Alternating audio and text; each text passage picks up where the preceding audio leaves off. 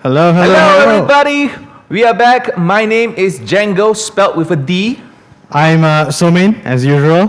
I'm Evan, a part-time otaku.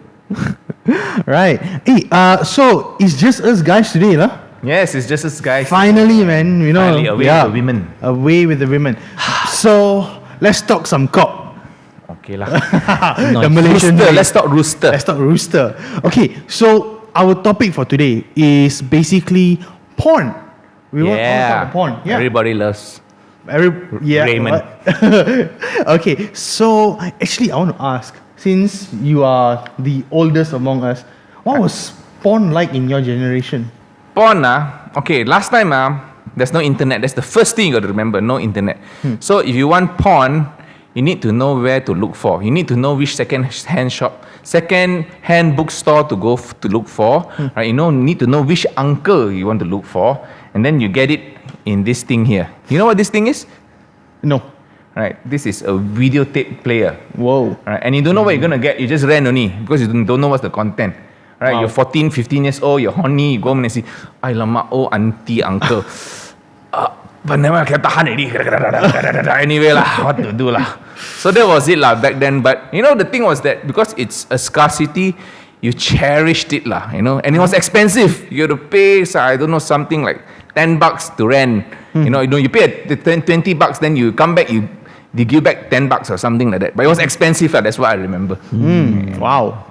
How is it nowadays?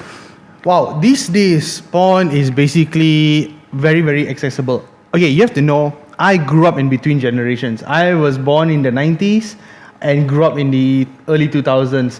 So when I was in my early teens, porn was basically in CDs.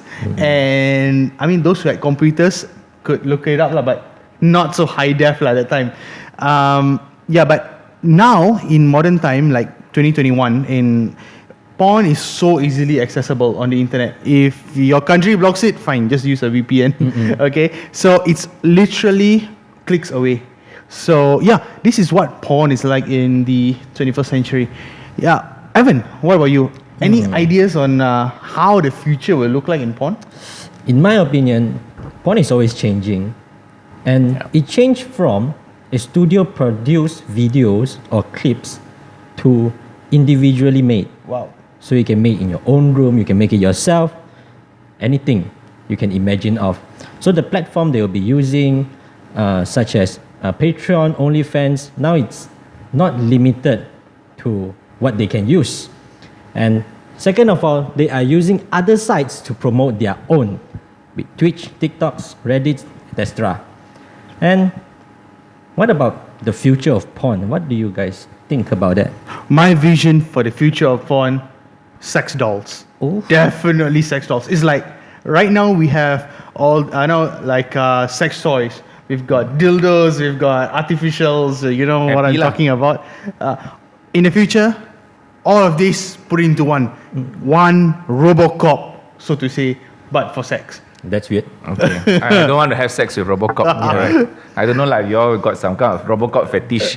That's you lah, but I don't want to be close to RoboCop anyway. But before that, before we carry on the future of porn, I just want to go back to what Evan said. He said the sexualizing of non-porn sites, like Twitch, Reddit, and all that.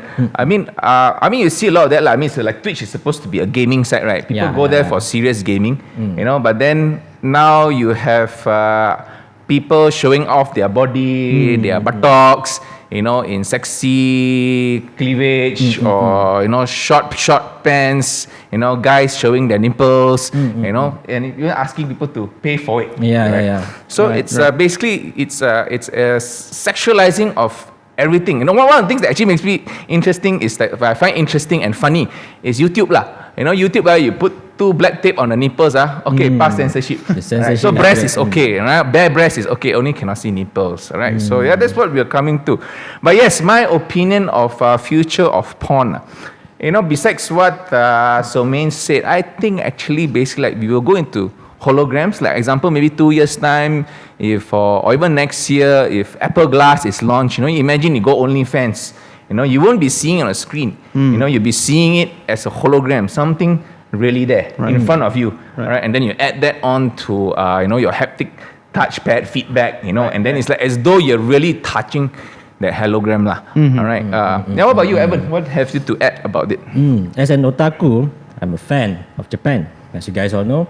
So Japan have weird technologies around their sex toys. So I think they can improve more from what they have now. And that is also the reason why their birth rate have dropped. Their cost of living are getting higher.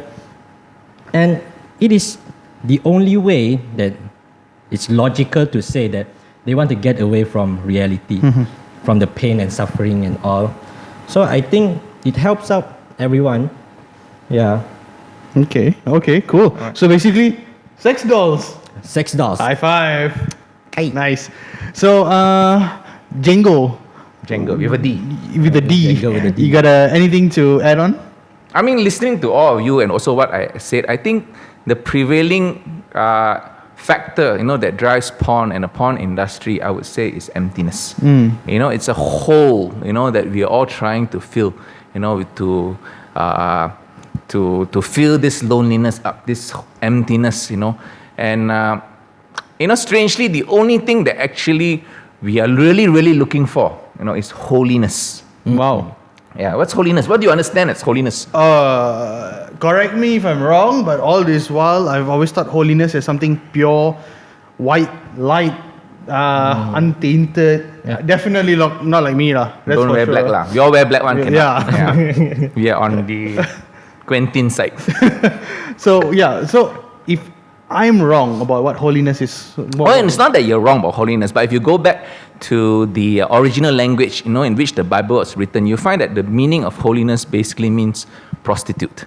And that is what actually we're all looking for. We want to get off to the ultimate experience. We're looking for the ultimate enlightenment, the ultimate emancipation. Yep. We want to feel the ultimate pleasure. Yep. All right.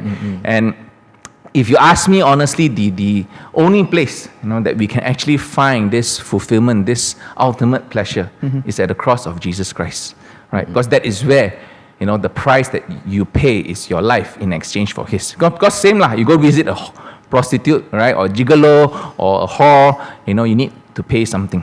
So the price of this pleasure is your life, a life of discipleship, as I've been talking about over the past few weeks, right? In exchange for His pleasure. In exchange for your life, you get a life of peace, love, and joy. So I'll just end with there. I think today's episode gives you something to think about. All right, and we'll come back next week with the girls and for their opinion, because I know this is something they also got a lot to say, but we shut them up for this week. So I'm sorry, girls, but bye-bye, everybody from Django, signing off.